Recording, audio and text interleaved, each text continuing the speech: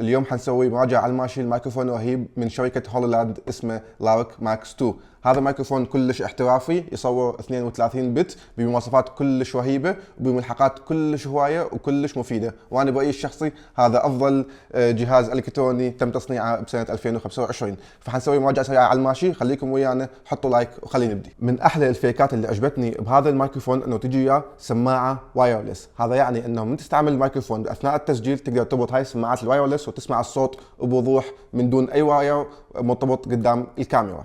وبيه هواي فيكات راح نشرحها خلال الفيديو. هاي الجنطة طبعا كلش عجبتني. الحلو بيها انه مقسمة مثل ما انتم شايفين هسه، يعني كل قطعة من قطع المايك لها مكانها الخاص. فهاي السماعة اللي حنجيها بعد شوية، وهاي المايك الاساسي وبكل التفاصيل اللي بداخله. الجنطة كلش حلوة، شكلها فيكة وملمسها حلو، مكتوب عليه هنا هولولاند. وهاي العلبة تقدر تشحن الميكروفونات والريسيفر تقريبا 3 مرات، وتنشحن عن طريق التايب سي.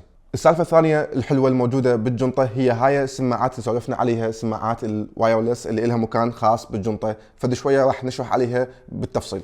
بشكل عام الميكروفون بهواية ملحقات، مثلا عندنا كيبلات هواية، عندنا هاي اللي تصفي الصوت من الهواء العالي، واحنا عندنا نسخة الكومبو. فهاي نسخة الكومبو يجي بيها 4 ميكروفونات بالعلبة، حاليا ميكروفونين وهذا الثالث، وانا دا اسجل هذا الفيديو بالميكروفون الرابع. فكل الاوديو اللي جاي يطلع من هذا الفيديو هو مسجل بهذا المايك. فاكتبوا لنا بالتعليقات شنو رايكم بصوته. واكو بعد كلش هوايه ملحقات راح افرشها قدامكم هسه وراح اراويكم. هاي القطعه اكو منها 4 على عدد المايكات. هاي قطعه كلش مهمه. ليش؟ لانه الميكروفون يجي من الطرف الاسفل بالتايب سي، وهاي القطعه بيها طرف تايب سي وبيها طرف 3.5.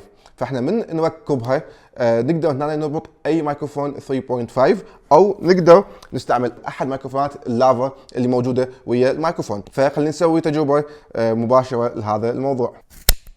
هذا الميكروفون هسه المفروض الميكروفون جاي يسجل من هذا اللافا مايك. فقولوا لنا شنو رايكم بيه. راح نبقي شويه نسولف، نكمل السوالف، بعدين نرجع على المايك الطبيعي. خلينا نركبه. فهسه احنا راح نسولف اكثر ونجرب نشوف هذا اللافا مايك شلونه. هذا الميكروفون ممكن نركبه على اي هدوم بهاي الطريقه، بهاي الكبسه الموجوده. ممكن نحط عليه هاي الملحق اللي هي القطعه المطاط مثل ما انتم شايفين. وهاي قطعة المطاط تجي من جهة الاخ وياها مثل المغناطيس مثل ما انتم شايفين. فحنجي نعلقها ونجرب.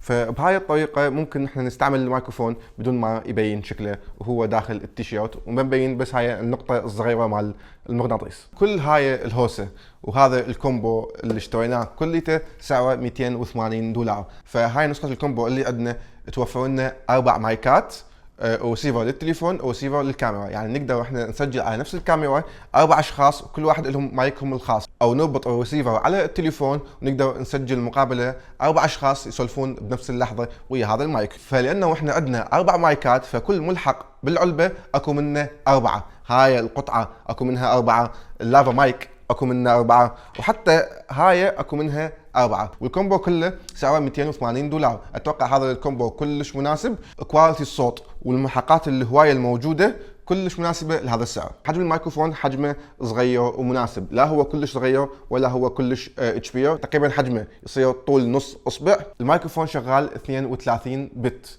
شنو يعني؟ يعني اذا كمشنا الميكروفون وقمنا نصيح او احنا بمكان بصوت كلش عالي والميكروفون صار صوته كلش عالي، نقدر احنا بالمونتاج نعالج هاي الموضوع ونضبطه. واذا احنا جايين نسولف بصوت كلش ناصي وحبينا نعلي صوت الصوت، حبينا نعلي صوت الصوت بالمونتاج والصوت يطلع واضح. وهاي فائده ال 32 بت الموجوده عندنا بهذا الميكروفون. الريسيفر بشاشه لمس وبعتله من هنا وبدقمه بالنص، نقدر نغير بكل الاعدادات 100%. الميكروفون له ابلكيشن خاص به بالتليفون على الاندرويد او الاي او اس، فانت تقدر تنزل البرنامج تكنك ويا الميكروفون وتغير كل الاعدادات اللي انت تريدها من الابلكيشن مباشره بالتليفون. خلي نصفي الدنيا نوعا ما، شويه نرتب الاشياء. نجي هسه على السماعات الهيدفون. هذا اكثر شيء عجبني بهذا الميكروفون. هاي العلبه مال السماعات تشحن السماعات وتكنكها. يعني في حال انت تستعمل السماعات وفصلت او ما مكنكه ويا مايكروفون، فمجرد انت تحطها بالعلبه تسدها وتفتحها تكنك ويا الريسيفر الموجود مع الميكروفونات. هاي السماعات وهاي اليمين وهاي اليسار وهاي شكلها. طريقه استخدامها شلون تصير؟ هنا اكو جزء منها متحرك، فطريقه الاستعمال انك تفتحها وتركبها على الاذن بهاي الطريقه، وتجي من هنا تقفل الموضوع. هذا المكان اللي يطلع منه الصوت، يعني هاي مكان السماعات. فتجي احنا نركبها بهاي الطريقه، نجي نركبها بهاي الطريقه ونقفل عليها من هنا.